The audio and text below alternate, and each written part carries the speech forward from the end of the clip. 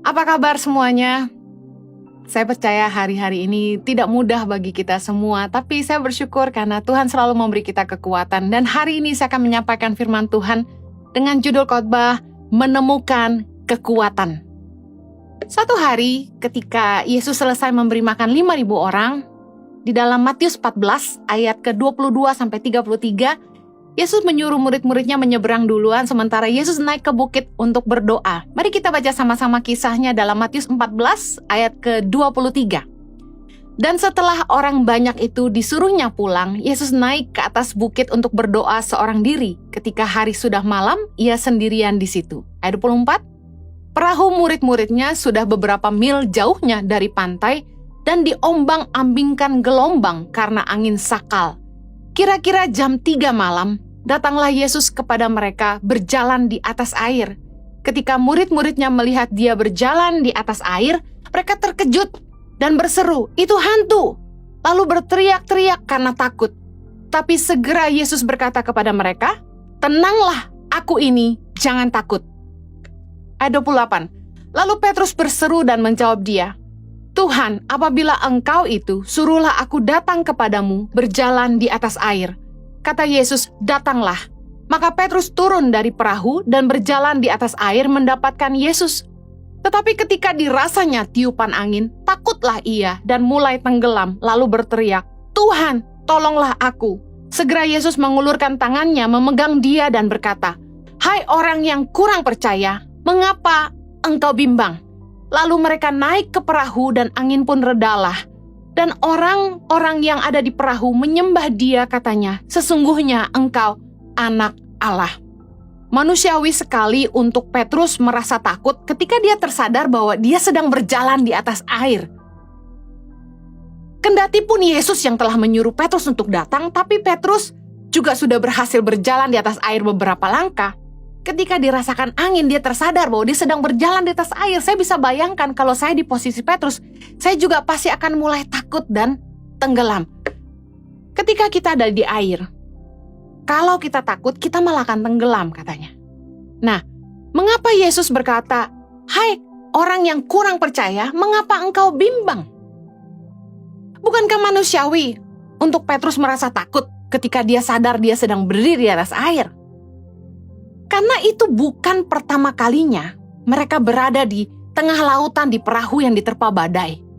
Dalam Matius 8 ayat 23-27, Petrus sudah pernah melihat Yesus menenangkan badai. Ingat kisah Yesus tidur di atas perahu dan kemudian badai datang dan anak murid-muridnya ketakutan?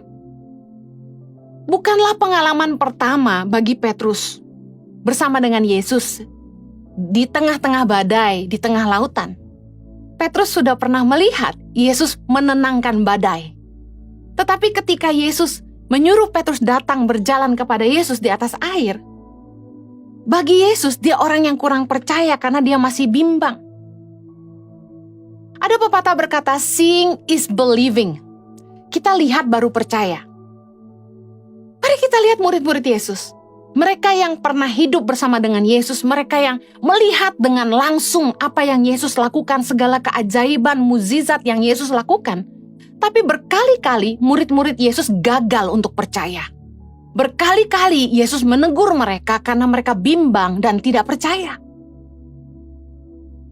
Iman itu ternyata tidak melihat namun percaya. Dalam Yohanes 20 ayat 29, kata Yesus kepadanya, "Karena engkau telah melihat aku, maka engkau percaya. Berbahagialah mereka yang tidak melihat, namun percaya." Kita orang percaya yang hari ini hidup.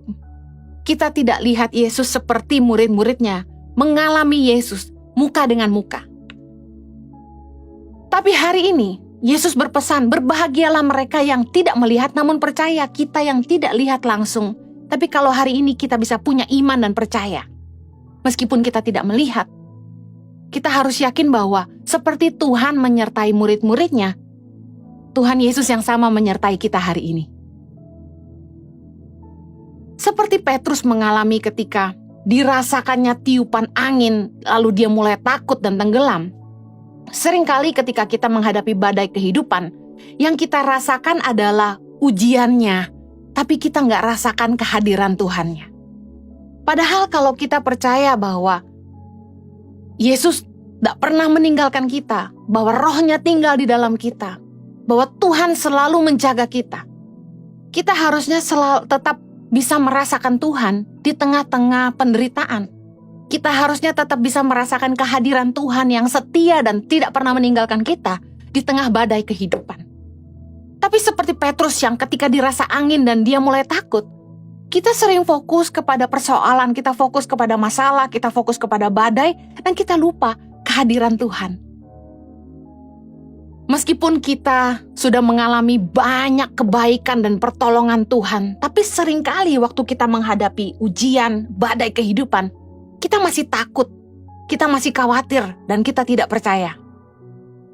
Sekalipun kita bilang bahwa Tuhan sanggup melakukan segala kemustahilan, kita bilang kita bergantung sama Tuhan, dan kita percaya sama Tuhan, tetapi pada kenyataannya waktu iman kita diuji, kita seringkali gagal untuk percaya. Saya yakin bahwa Tuhan ingin kita tidak fokus kepada badai kehidupan yang sedang kita alami hari ini, tapi kita fokus kepada penyertaan Tuhan. Jangan hanya rasakan angin, rasakan Yesus ada di situ. Tuhan tidak pernah meninggalkan kita. Dia berjanji bahwa sekali-kali Dia tidak akan pernah meninggalkan kita. Hari ini saya ingin mengingatkan bagaimana kita akan menemukan kekuatan di dalam Tuhan. Ketika saya merenungkan apa yang saya harus bagikan, Tuhan mengingatkan saya akan hal-hal ini. Bahwa di tengah-tengah penderitaan, di tengah-tengah ujian, badai kehidupan, kita harus tetap menemukan Tuhan menyertai kita. Apa yang kita harus lakukan? Yang pertama, ingatlah akan kebaikan Tuhan. Saya percaya pengalaman dengan Tuhan adalah sumber kekuatan. Daud di dalam Mazmur banyak menceritakan kehidupannya kepada Tuhan. Dia menuangkan isi hatinya apapun yang dia rasakan kepada Tuhan. Dan di dalam Mazmur 116 ayat 7 dikatakan gini, "Kembalilah tenang hai jiwaku, sebab Tuhan telah berbuat baik kepadamu." Saya yakin dalam keadaan ini Daud pasti merasa khawatir, panik, bingung. Tetapi Daud memerintahkan kepada jiwanya, "Kembalilah tenang hai jiwaku, sebab Tuhan telah berbuat baik kepadamu." Kita juga harus melakukan yang sama. Ingatkan kebaikan Tuhan yang telah Ia lakukan dalam hidup kita. Kita harus perintahkan kepada jiwa kita yang gundah gulana, bahwa hei, Tuhan telah menolong engkau, Tuhan sanggup tolong engkau lagi. Tuhan setia dan tidak pernah meninggalkan hidupmu.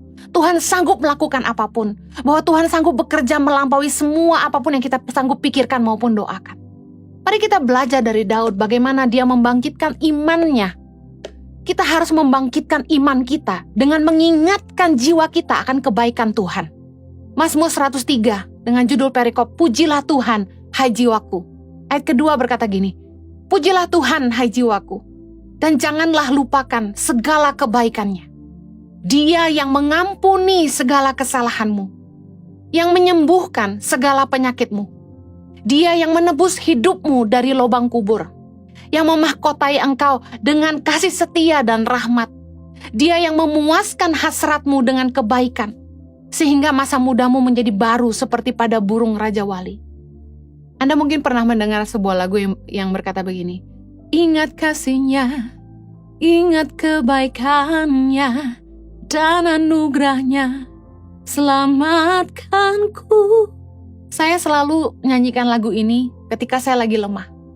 Saya ingatkan, Henny, kamu harus ingat kebaikan Tuhan.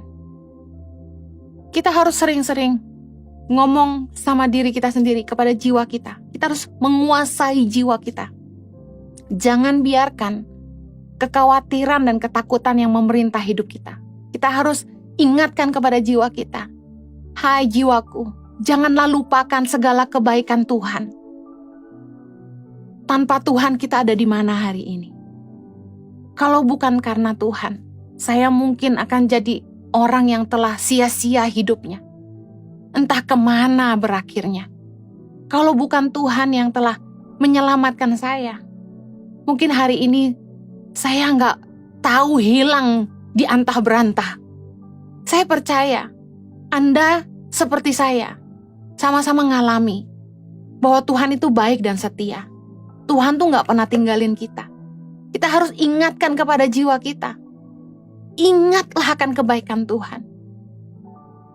Ketika saya sama Jojo lagi ngobrol, ketika kami merenungkan masa-masa sulit yang kami lewati sama-sama, di situ saya merasa terharu dan Jojo juga bisa terharu dan kami saling memeluk dan saling menguatkan. Saya yakin ketika kita mengingat kebaikan Tuhan, kita juga akan merasakan kasih Tuhan di hati kita. Betapa Tuhan itu setia. Saya masih ingat satu hari saya cuma punya uang sisa $50 untuk hidup 1 minggu dan bagaimana Tuhan membuat keajaiban dan memberikan saya berkat. Ada orang yang bisa kasih saya makan minggu itu. Waktu saya pelayanan ke Singapura, saya diundang seorang teman hamba Tuhan untuk tinggal di rumahnya. Dan beliau membantu kami untuk bisa melayani di gereja-gereja di Singapura. Uang di saku saya cuma $200. Saya tukarkan cuma dapat beberapa ratus Singaporean dollar. Dan ternyata naik taksi di Singapura waktu itu mahal sekali. Saya sudah pikir, pelayanan 1 minggu kayaknya uang saya gak akan cukup kalau harus naik taksi setiap hari pulang pergi. Paling bertahan cuma 4 hari. Dan belum lagi makan. Tapi betapa Tuhan menolong saya. Ketika saya melayani, Tuhan memberkati. Saya sudah kenyang dengan kebaikan Tuhan. Tuhan tuh menunjukkan kebaikannya dalam hidup saya gak terhitung. Terlalu banyak. Sebagai anak yang dikecewakan orang tua, saya merasakan betapa Tuhan sayang kepada saya. Betapa Tuhan menggantikan masa-masa sulit saya ketika saya masih sangat muda. Dengan hak kebahagiaan yang Tuhan berikan kepada saya hari ini bersama keluarga saya sendiri. Jangan pernah lupa sama kebaikan Tuhan. Kalau Tuhan dulu pernah tolong kita, Tuhan sanggup tolong kita lagi. Jangan gak percaya. Bangkitkan imanmu dan katakan, hai jiwaku, pujilah Tuhan. Jangan lupakan segala kebaikannya. Yang kedua, bagaimana kita menemukan kekuatan. Jangan khawatir tapi bersyukur. Ketika kita takut, naikkan syukur. Lawan rasa takut, khawatir kita. Ucapkan syukur. Gimana caranya Bu Heni? Saya lihatnya masalah, gimana mau bersyukur? Saya mau share ini. Kenapa kita gak bisa bersyukur? Mari lihat pemeliharaan Tuhan atas hidup kita. Saya mau ajak saudara. Filipi 4 ayat ke-6. Janganlah hendaknya kamu khawatir tentang apapun juga, tetapi nyatakanlah dalam segala hal keinginanmu kepada Allah dalam doa dan permohonan dengan ucapan syukur. Mari saat kita menghadapi badai, kita susah, uang kurang, mau bikin apa juga udah gak tahu, masalah rumah tangga pelik.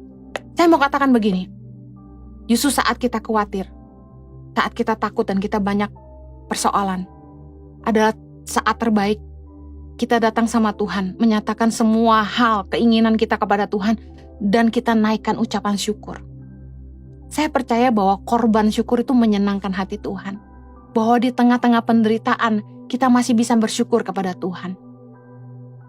Jangan khawatir, tapi mengucap syukurlah.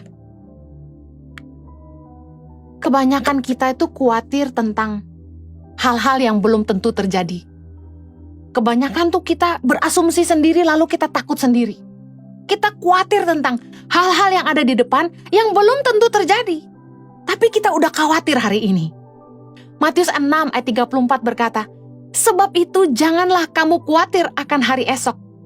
Karena hari besok mempunyai kesusahannya sendiri. Kesusahan sehari cukuplah untuk sehari. Yesus mengajar kita gak usah khawatir tentang apa yang akan ada di hari esok. Kesusahan sehari cukup untuk sehari. Jangan suka khawatir tentang hal-hal yang belum tentu terjadi. Jangan izinkan kekhawatiran yang menguasai hati dan pikiran kita. Kenapa kita susah mengucap syukur? Karena manusia tuh lebih takut kehilangan harta daripada takut kehilangan nyawa. Kita stres karena kita takut miskin. Kita tidak percaya karena fokus kita takut kehilangan harta.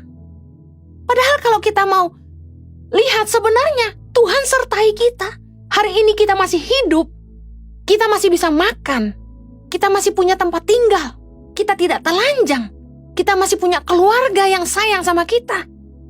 Itu kasih setia Tuhan gak pernah meninggalkan kita. Tapi karena fokus kita adalah uang dan harta, kita stres. Matius 6 ayat 25 bilang gini, karena itu aku berkata kepadamu, janganlah khawatir akan hidupmu, akan apa yang hendak kamu makan atau minum, dan janganlah khawatir pula akan tubuhmu, akan apa yang hendak kamu pakai. Bukankah hidup itu lebih penting daripada makanan, dan tubuh itu lebih penting daripada pakaian? Yesus ngajarin kita bahwa hidup kita lebih penting daripada makanan, lebih penting daripada pakaian yang kita pakai. Nah, hari ini orang lebih khawatir kehilangan harta daripada kehilangan nyawa. Kalau kita lebih khawatir kehilangan nyawa, saya mau kasih tahu, kita akan jaga makan, kita akan olahraga. Gak perlu nunggu surat cinta dari dokter baru kita mau berubah. Kalau orang lebih sayang nyawa, orang lebih menghargai hidup, mereka akan jaga hidup mereka baik-baik. Mereka gak akan minum-minum sembarangan. Mereka gak akan mengonsumsi drugs sembarangan. Mereka gak akan sia-siakan hidup mereka. Mereka gak akan pakai hidup mereka untuk melakukan hal-hal yang sia-sia yang gak bangun apa-apa. Mereka gak akan membiarkan tubuh mereka dipakai oleh daging mereka untuk mengerjakan hal-hal yang dosa. Kalau hidup itu lebih penting, kita nggak akan khawatir. Kita mungkin sedikit khawatir, tapi paling tidak kita masih bisa mengucap syukur karena kita masih bisa hidup. Saya pernah share di khotbah saya yang lain, saya bingung lihat teman-teman yang masih punya aset di mana-mana, masih belum terpaksa jual tuh. Masih punya tabungan miliaran, tapi tiap hari khawatir dengan hidupnya. Tiap hari khawatir soal bisnis yang tidak bisa jalan dan tidak menghasilkan uang. Sementara di belahan dunia yang lain, saya melihat orang-orang yang gak punya tempat tinggal, mereka harus tidur pakai terpal di pinggir rel kereta api. Mereka yang kena COVID, mau masuk rumah sakit gak ada duit. Rumah sakit yang ada yang sederhana penuh. Kemudian mereka mau makan aja susah, mereka sampai tidur di pinggir jalan, di trotoar. Dan ketika diinterview sama tim Tangan Pengharapan, mereka masih ada rasa syukurnya bahwa Tuhan kirim orang-orang untuk menolong mereka di masa sulit. Ada yang kehilangan pekerjaan karena dipecat perusahaan, tapi mereka gak patah semangat, mereka jual layangan. Mereka jual apa yang mereka bisa buat. Mereka bikin catering. Mereka gak patah semangat. Kalau hidup ini lebih penting, harusnya hanya karena kita mungkin makan harus ngirit, gak bisa belanja baju-baju mahal, mungkin karena kita gak bisa liburan ke luar negeri, yang bikin kita stres hari ini. Mari belajar bersyukur. Kalau Anda masih bisa hidup, masih bisa sehat, gak kena COVID, Anda masih bisa bangun tidur lihat keluarga yang Anda sayangi, Anda layak mengucap syukur. Yang ketiga, bagaimana menemukan kekuatan? Percayalah akan kasih Bapa. Bukankah Dia Bapa yang mengasihi kita? Matius 6 ayat 31. Sebab itu, janganlah kamu khawatir dan berkata, apakah yang akan kami makan? Apakah yang akan kami minum? Apakah yang akan kami pakai? Semua itu dicari bangsa-bangsa yang tidak mengenal Allah. Akan tetapi Bapamu yang di sorga tahu bahwa kamu memerlukan semuanya itu. Orang yang khawatir tentang apa yang harus mereka makan, apa yang harus mereka minum, apa yang harus mereka pakai, dikatakan oleh Yesus bahwa itu adalah bangsa-bangsa yang gak kenal Allah. Mereka nggak punya Tuhan, mereka nggak punya iman, makanya mereka khawatir. Tapi kalau kita mengaku orang percaya, kita punya Bapa di sorga yang tahu bahwa kita memerlukan semuanya itu. Bedakan kemauan dan kebutuhan. Tuhan kasih yang kita perlu. Kalau kita percaya kepada kasih Bapa, kita yakin bahwa kita nggak akan kekurangan. Saya dan suami sayang sama anak-anak kami. Sebelum mereka minta makan, saya sudah siapkan makanan. Sebelum mereka minta apapun, biasanya saya selalu tanya, "What do you need?" Kalau kita percaya Tuhan mengasihi kita, Tuhan pasti pelihara kita, Dia peduli sama kita. Matius 7 ayat 11 bilang gini, "Jadi, jika kamu yang jahat tahu memberi pemberian yang baik kepada anak-anakmu, apalagi Bapamu yang di sorga, Ia akan memberikan yang baik kepada mereka yang meminta kepadanya." Tuhan tuh mungkin udah gemes sama kita ya. Kalau kita yang manusia yang jahat aja bisa memberikan pemberian yang baik buat anak-anak kita, apalagi Bapa yang di sorga. Masa sih Bapa gak kasih kita yang baik? Gitu loh kira-kira. Iman percaya kita sama Tuhan adalah ukuran seberapa baik kita mengenal Dia sebagai Bapa kita. Karena saya terbiasa besar tanpa figur ayah dan ibu di dekat saya. Tuhan itu jadi tempat pelarian saya dan Dia jadi Bapa saya.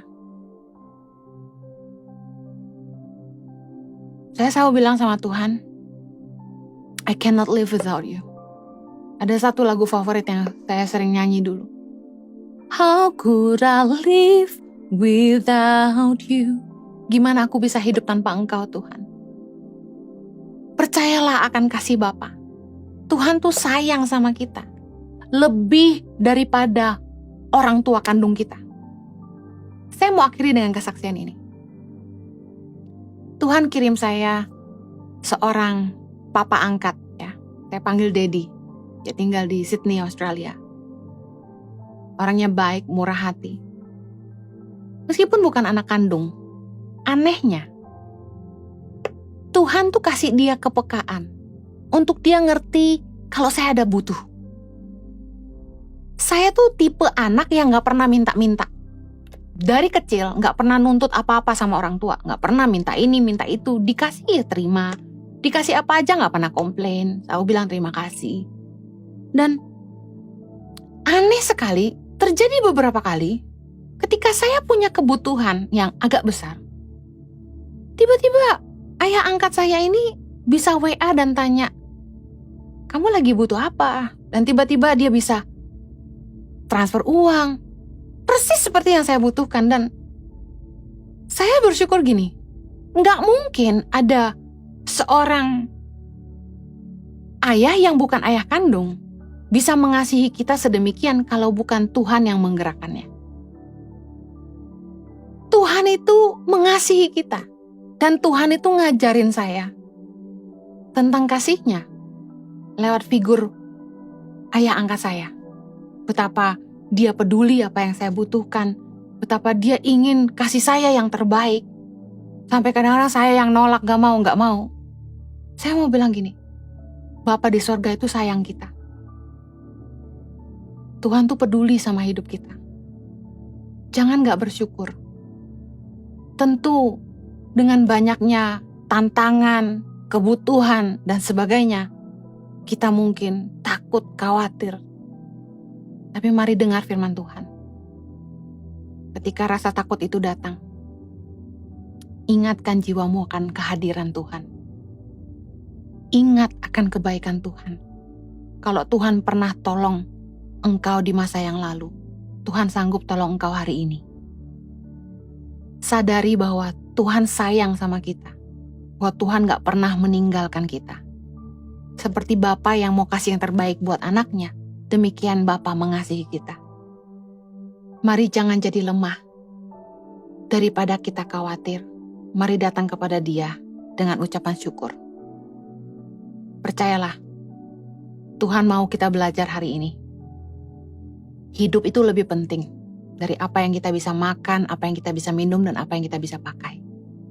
Kalau hari ini Anda sehat, Anda masih hidup, masih bisa berkumpul bersama keluarga yang mengasihi Anda, masih punya tempat tinggal yang layak, masih bisa makan, bersyukurlah. Mari kita berdoa.